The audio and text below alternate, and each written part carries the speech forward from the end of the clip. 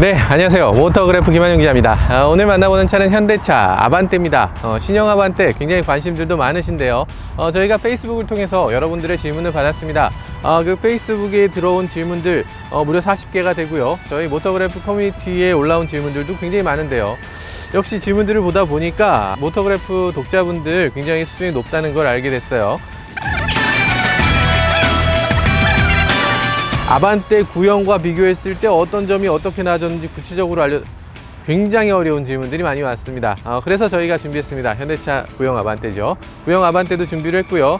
그리고 저희가 무스 테스트를 하기 위해서 저쪽에서 무스 테스트 준비를 하고 있습니다. 준비도 하고 있고요. 시속 100km까지 제로백 테스트를 하기 위한 계측 장비도 준비를 했고요. 이 여러 가지 준비를 했는데 하나둘씩 질문을 살펴보도록 하겠습니다.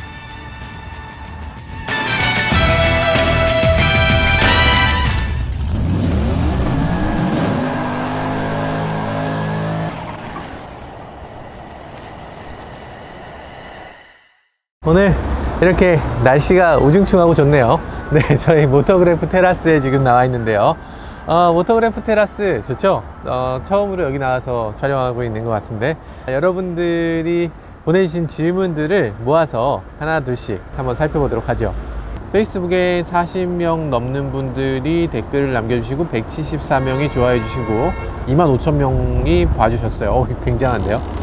저희 커뮤니티에도 만만치 않아요. 커뮤니티에도 10분 넘게 질문을 올려주셨어요. 이런 건 좀 확인해 달라, 이런 거죠. 기본기가 또 얼마나 향상됐는지 궁금합니다. 고속 코너링, 가속, 최고속도 이런 게 궁금하다고 하시는데요. 최고속도는 저희가 테스트할 수가 없어요. 최고속도가 될 수 있으려면 정말 직선 도로가 굉장히 길어야 되는데 우리나라에서 그런 곳이 별로 없죠. 기본기는 정말로 얼마나 향상되는지 저희가 확인을 했습니다. 고속 코너링, 가속력, 제로백이라고 흔히 얘기하는 시속 100km까지의 가속 시간, 이런 것도 비교했습니다. 보시죠. 이래야 되나? 보시죠.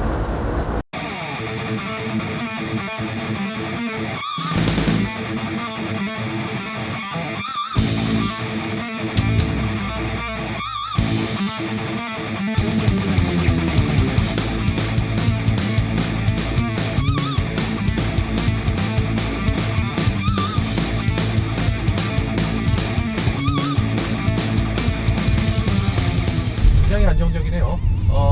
아반떼 이전 모델에 비해서 이 핸들의 감촉이라든지 이런 것들, 차체의 거동이라든지 이런 안정감들, 그리고 굉장히 이번 아반떼도 시끄럽다고 생각했는데 이전 아반떼하고 비교해서는 전혀 굉장히 조용한 차예요. 그리고 거동이 굉장히 세련되고 굉장히 좀 아주 부드러워요. 아주 부드럽고 굉장히 안정감이 느껴지기 때문에 이거 굉장한 속도로 돌파할 수 있겠는걸, 이런 생각이 들어요. 그런데 실제로 돌파해보면 그렇게까지 빨리 갈 수는 없습니다. 좀 더 빠르게 한번 돌파해보죠. 60km입니다. 60km. 60km는 한계인 것 같아요. 지금 아반떼 이전 모델하고 큰 차이가 없는 정도 수준인데요. 이러면 60km 유지합니다. 60km에서 통과.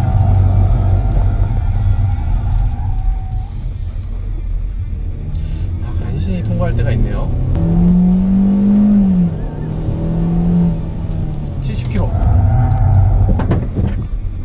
70km에서는 통과할 수가 없죠. 당연히 60km 정도가 리미트인 것 같아요. 60km가 리미트인데 그 60km 리미트도 지금 도달하기가 쉽게 통과할 수가 없네요.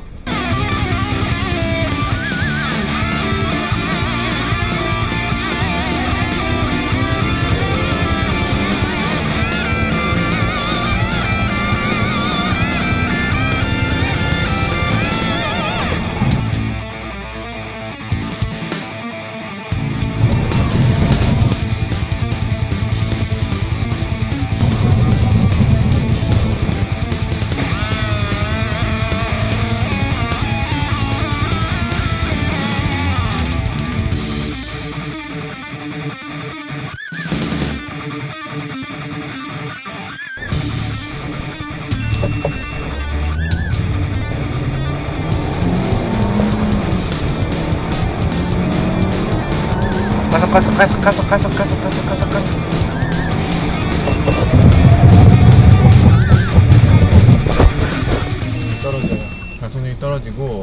제동할 때마다 조금씩 제동 거리가 길어지는 느낌이 들어서 점점 불안해집니다. 더 이상은 안 될 것 같네요. 여러분들은 아주 쉽게 보시지만 뭐 저렇게 못 찍었어? 이럴 수도 있는데 저희는 정말 힘들게 찍었어요. 정말 굉장히 피곤했습니다. 그리고 아반떼 충돌 시험 공개 테스트, 예? 저희가 어떻게 충돌을 해요? 이거 안 되고요. MDPS 브레이크 테스트도 해주세요. 네, 알겠습니다.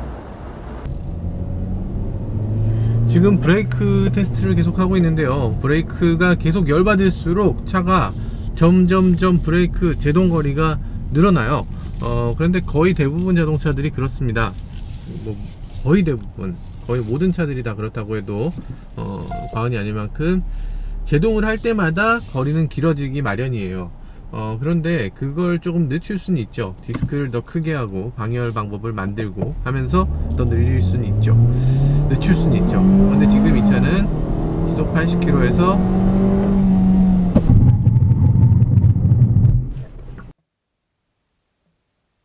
80km에서 정지했을 때 19m.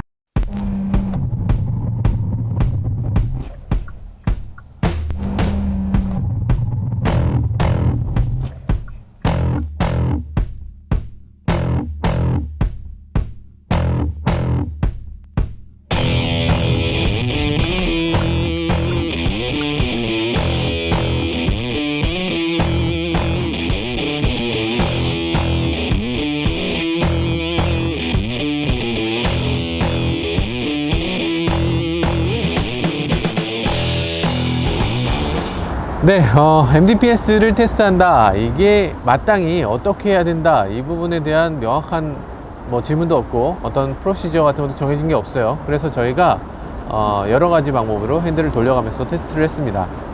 평지에서 좌우측 쏠림 테스트도 해주세요. 네, 이것도 이 자동차를 정말 오랫동안 타본 우리 레이서 친구에게 도움을 요청해서 직접 타봤습니다.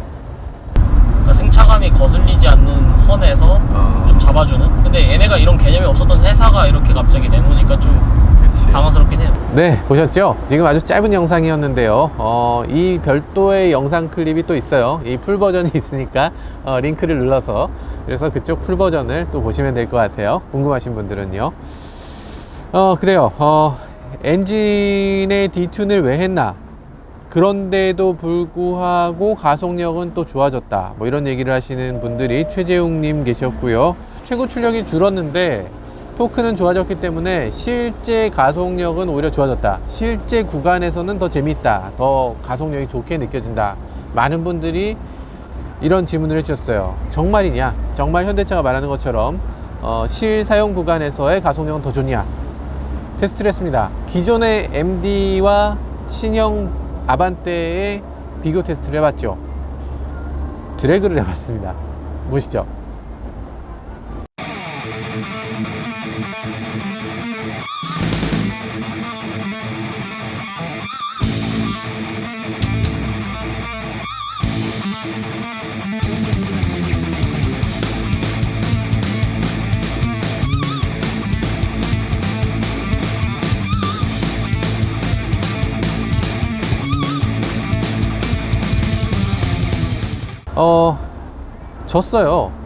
졌습니다. 어떻게 해봐도 계속 집니다. 계속 지는데, 여기는 사실 조금 오해의 소지가 있어요.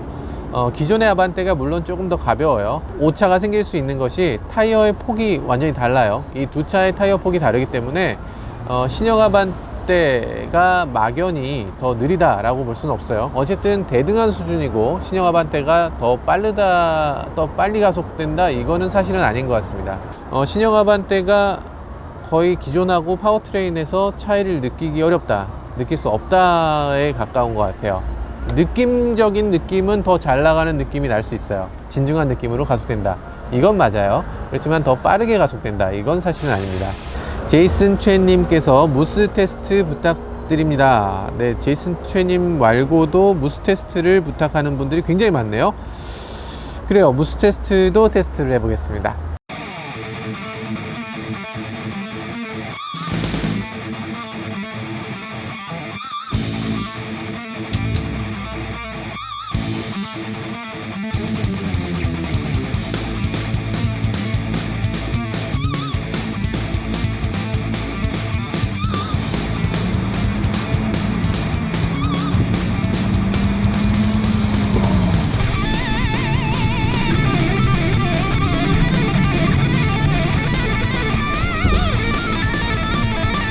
네, 흔히 무스 테스트 그리고 엘크 테스트라고도 하는데요. 엘크 테스트, 무스 테스트 이렇게 말하는 것이 실제로 동물이 나타나는 가능성은 별로 없죠. 하지만 보행자가 있다거나 아니면 다른 자동차가 갑자기 발견이 됐다, 그런 경우에 피했을 때 피하면서 2차 사고로 더 큰 사고가 일어나는 것을 막기 위해서 2차가 피하고도 다시 원상대로 복구할 수 있는 능력이 있느냐를 테스트하는 겁니다. 그래서 지금 저 앞에 무스, 어쨌든 장애물을 저렇게 세워놨고 그 장애물을 피해서 옆 차선으로 들어갔다 다시 돌아오는 이 테스트를 하는 거예요. 한번 해보도록 하죠. 계기판으로 60km니까 실제로는 이보다 조금 더 느린 거겠죠? 네, 뭐 60km에서는 뭐 크게 부담 안 되게 이렇게 통과할 수가 있네요.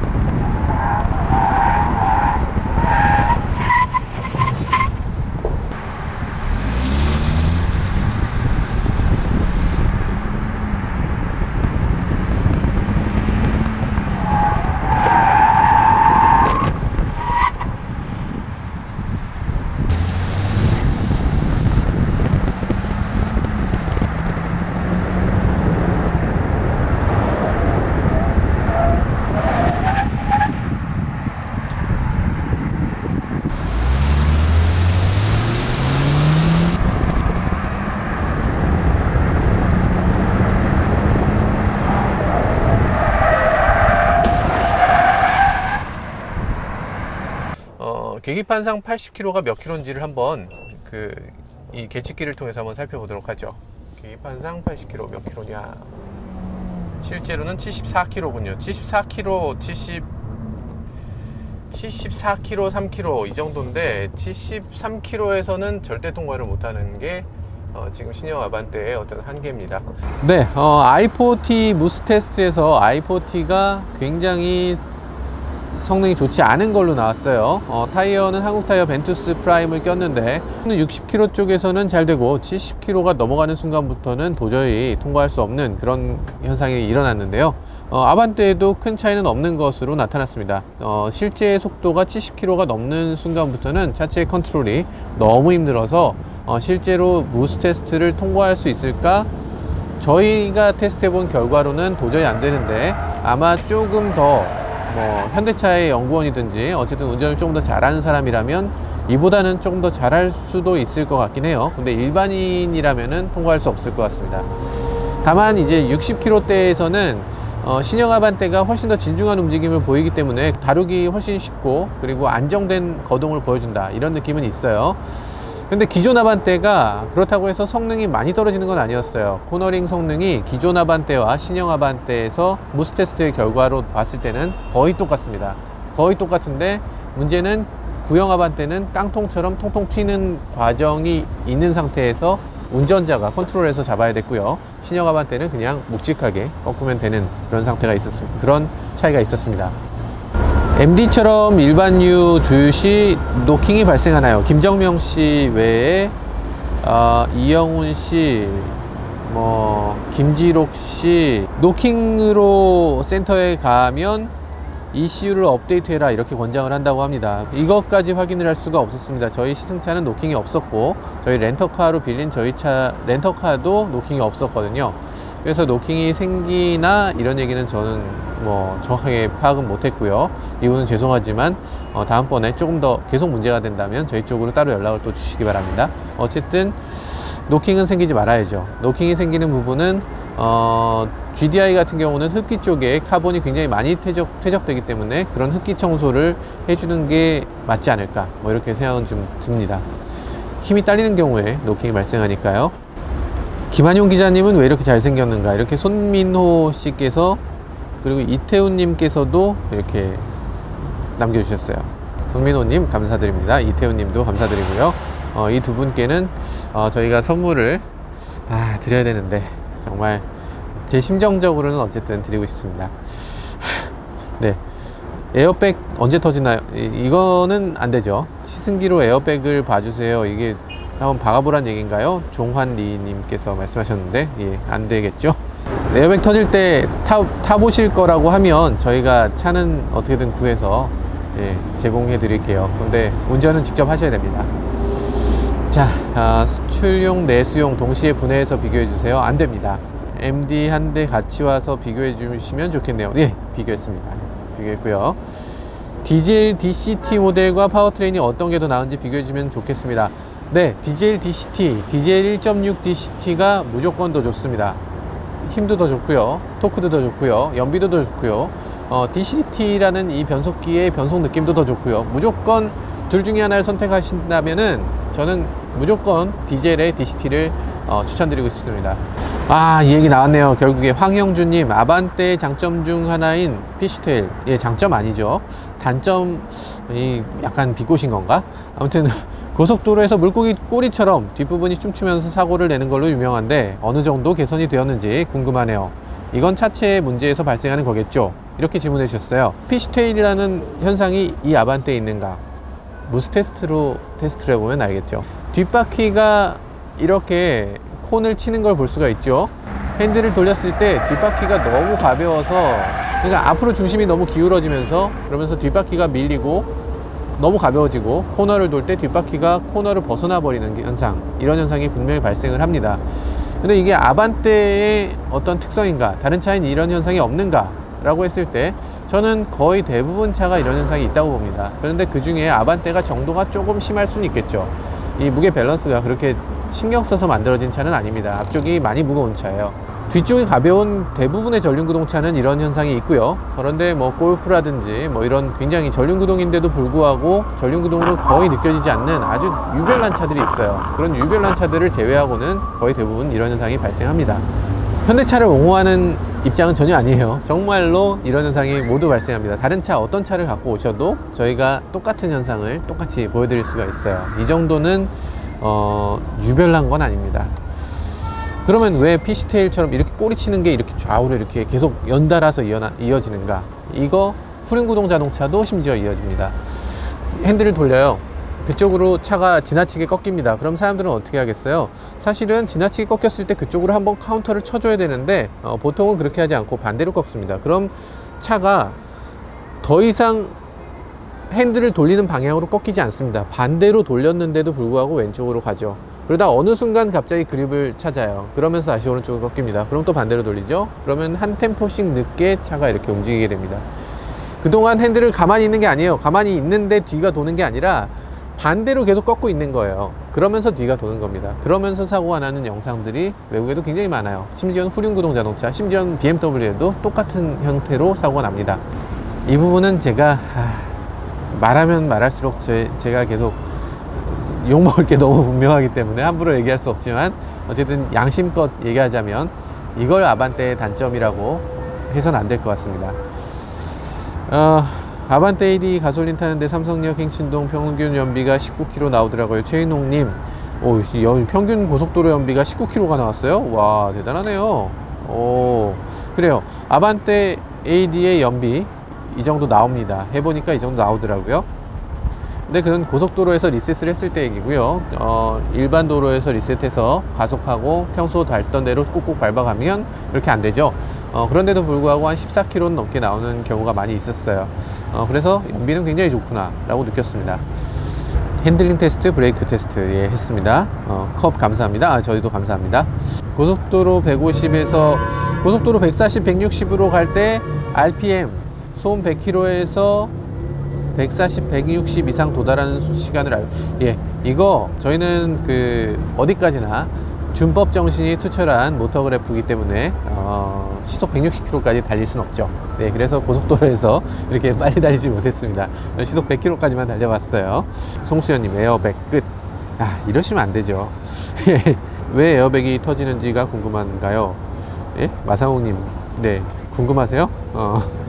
정만규님, 에어백 터지는 가속도와 각도. 포드 포커스와 슬라롬 대결. 김태현님, 죄송합니다. 그렇게는 안 됩니다.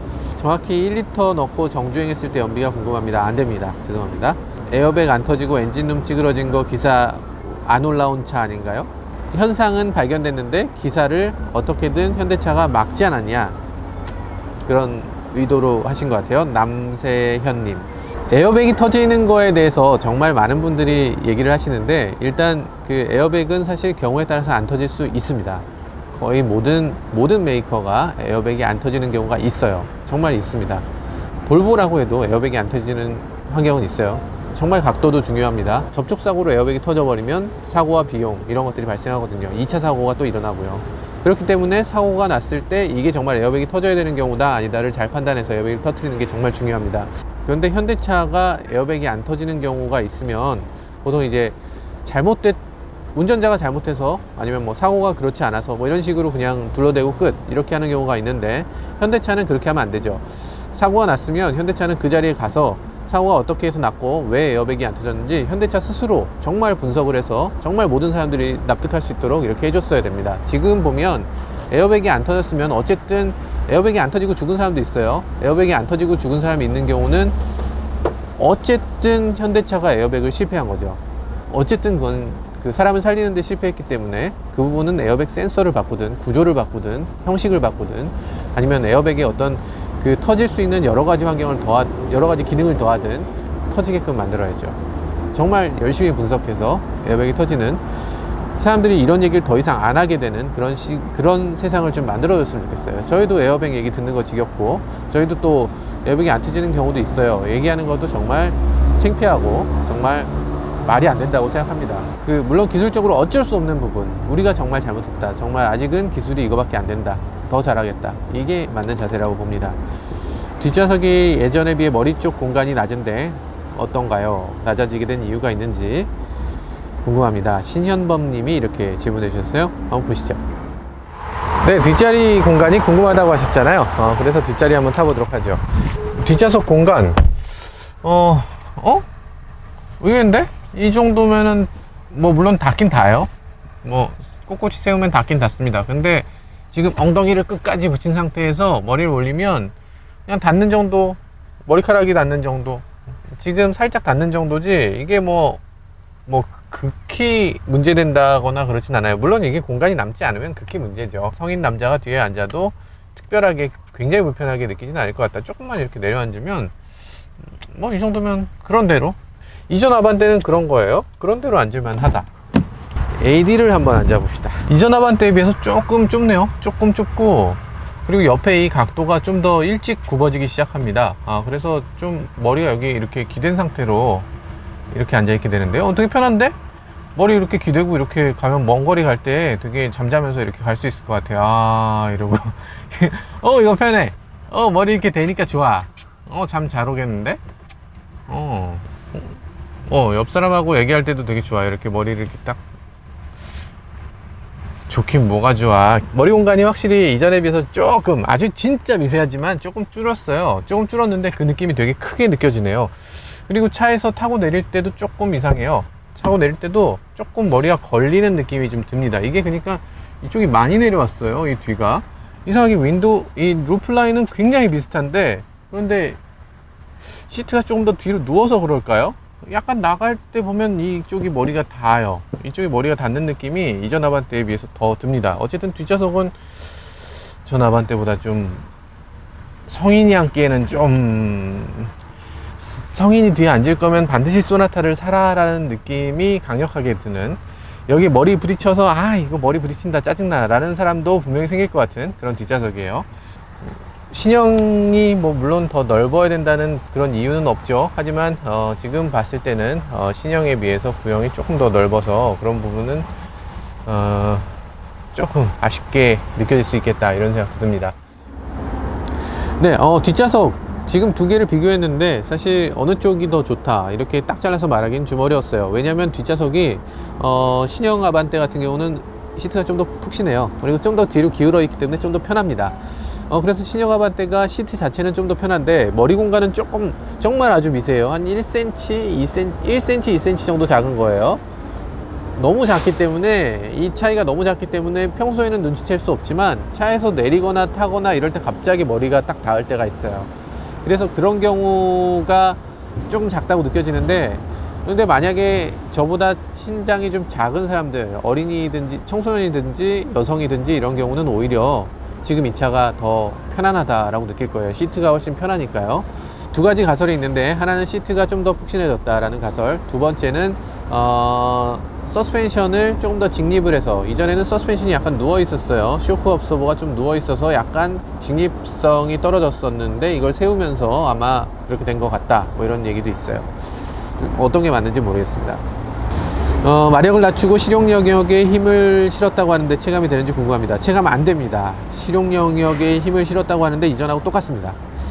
연비가 얼마나 나오나요? 디젤과 비슷한가요? 아닙니다. 디젤이 훨씬 좋죠. 이건 뭐 왜 이런 질문을 주셨죠? 디젤이 훨씬 좋고, 실연비는 디젤이 훨씬 좋습니다.